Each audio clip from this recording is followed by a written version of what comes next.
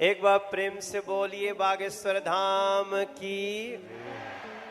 दोस्तों, बागेश्वर धाम सरकार जी इन दिनों कुछ ज्यादा ही चर्चाओं में है और YouTube, फेसबुक समेत कई सोशल मीडिया प्लेटफॉर्म्स पर ये छाए हुए हैं क्योंकि इनके अंदर जो खासियत है वो किसी चमत्कार से कम नहीं है। कई लोग तो इन्हें साक्षात भगवान मान रहे हैं क्योंकि ये लोगों के झूठ का पर्दाफाश करने से लेकर भूतों को भगाने तक ये सभी काम चुटकियों में कर देते हैं। और अब तो मनोज तिवारी से लेकर अमिताभ बच्चन और यहाँ तक कि मोदी जी भी इनके फैन है। कहा तो यहाँ तक जाता है कि बागेश्वर सरकार का एक अदृश्य सेनापति है जो भूतों को भगाने में इनकी मदद करता है। तो क्या है बागेश्वर सरकार की असल सच्चाई, आइए जानते हैं इस वीडियो में।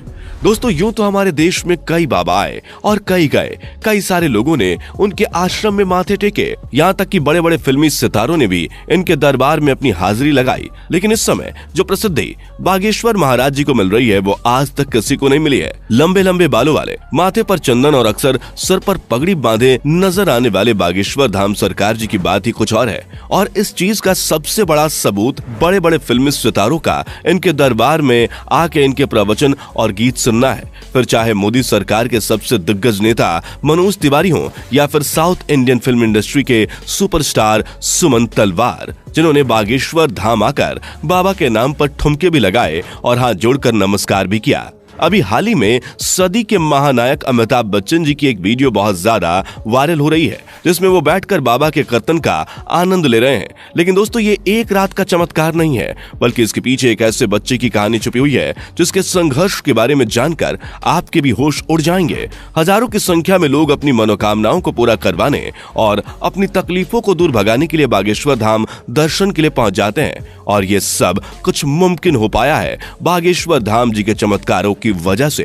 कहा जाता है कि स्वयं हनुमान जी की कृपा बागेश्वर बाबा के ऊपर बनी हुई है और उन्हीं की असीम शक्तियां हैं जिनकी सहायता से बागेश्वर धाम सरकार किसी के भी मन की बात को जान लेते हैं और उसके बताने से पहले ही कागज पर उसकी समस्याएं लिख देते हैं, जिसके कई सारे प्रमाण आपने इनके वायरल वीडियोस में देखे ही होंगे। स्टेज पर आकर जब कोई अपनी परेशानी बताता है तो बागेश्वर महाराज उसे पहले से ही लिखे हुए पर्चे को पढ़ने के लिए कहते हैं, जिसे देखकर भक्तगण पूरी तरह से आश्चर्यचकित रह जाते हैं क्योंकि उन्होंने अभी तक अपनी दुखों को और परेशानी को बाबा को बताया भी नहीं था। उससे पहले ही उनके बारे में बाबा पर्चे पर लिख चुके थे, जिसके बाद बाबा सभी के सामने परेशानियों का हल बताते हैं और भक्तों को ये विश्वास दिलाते हैं कि उनकी परेशानियां दूर हो जाएंगी। लेकिन दोस्तों, आपको बता दें कि बागेश्वर धाम काफी सख्त मिजाज के भी हैं क्योंकि अगर कोई इनके सामने झूठ बोलता है या फिर गलत नीयत के साथ अपनी इच्छाएं लेकर पहुंचता है तो ये उसकी पोल खोलने में भी कोई कसर नहीं छोड़ते। लेकिन ज्यादातर इनके पास परेशान लोग ही आते हैं। इनमें से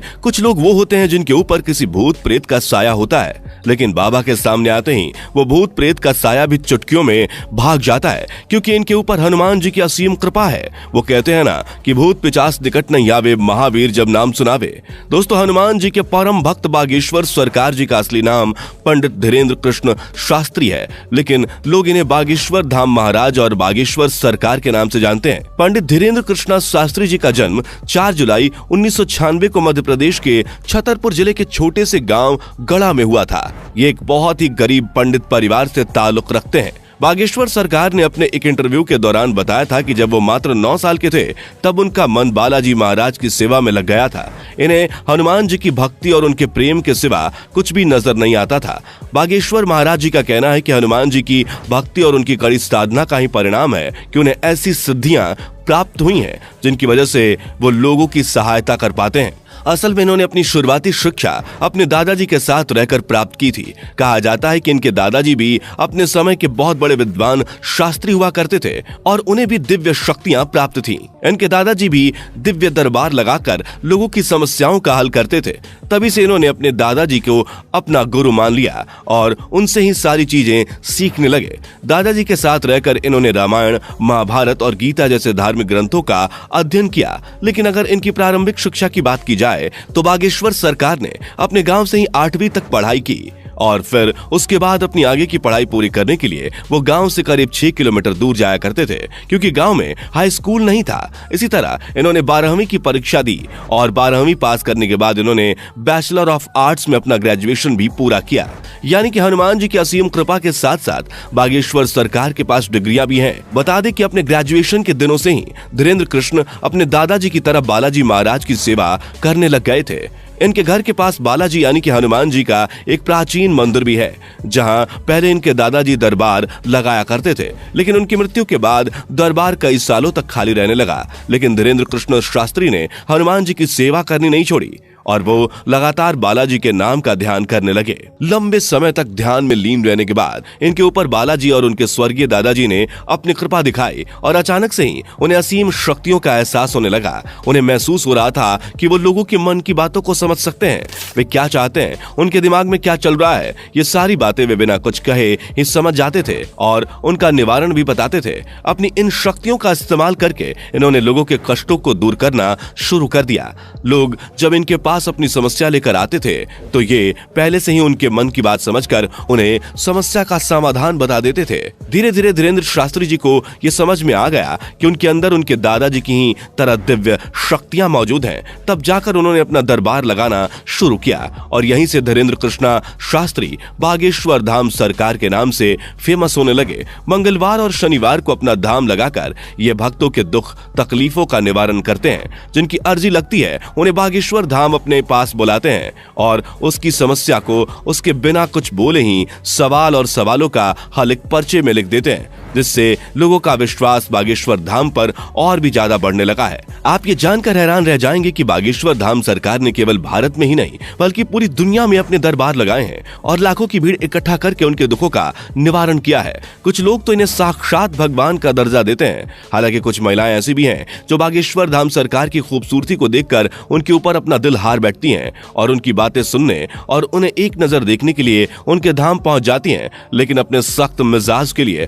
मशहूर बागेश्वर महाराज जी का ध्यान इस तरह की चीजों पर बिल्कुल भी नहीं जाता। वैसे दोस्तों, हमारे देश में जहां बाबाओं और तांत्रिकों की छवि इतनी ज्यादा खराब हो गई है, जिनमें से आधे से ज्यादा तो जेल की हवा खा रहे हैं, जैसे ही जनता किसी बाबा पर अपना विश्वास दिखाती है वैसे ही उसके काले कारनामों का चिट्ठा खुलने लगता है, जिस वजह से लोग अब इन चीजों पर विश्वास करने से घबराने लगे हैं। इस माहौल में अगर कोई 26 वर्षीय शख्स अपनी दिव्य शक्तियों से लोगों को हैरान कर दे तो दुनिया के मन में सवाल तो उठेंगे ही, और इन्हीं सवालों का जवाब ढूंढने के लिए कई मीडिया कर्मी भी बाबा के दरबार में चोरी चुपके जा चुके हैं ताकि वो बागेश्वर धाम की सच्चाई जान सकें। लेकिन इतने सारे स्टिंग ऑपरेशंस के बाद भी कोई जान नहीं पाया कि आखिर कैसे बागेश्वर महाराज लोगों के मन की बात जान लेते हैं, क्योंकि कई सारे जो नए लोग दरबार में आए होते हैं उनकी अर्जी लग जाती है और जब वो बाबा के सामने जाते हैं तो उनके मन की सारी बातें बाबा पहले से ही लिख चुके होते हैं। इस तरह की चीजें देखकर मीडिया कर्मियों के भी होश उड़ गए और वो लगातार बागेश्वर महाराज को लेकर जांच पड़ताल कर रहे हैं, लेकिन अभी तक उन्हें कोई भी ऐसी चीज प्राप्त नहीं हुई है जिसे लेकर वो बागेश्वर धाम सरकार के ऊपर किसी तरह का सवाल उठा सके या उन पर कोई आरोप लगा सके। तो दोस्तों, आज के लिए सिर्फ इतना ही। जाने से पहले वीडियो को लाइक शेयर जरूर करें और ऐसी और वीडियोस के लिए चैनल को सब्सक्राइब करके बेल नोटिफिकेशन को भी जरूर ऑन कर लें। धन्यवाद।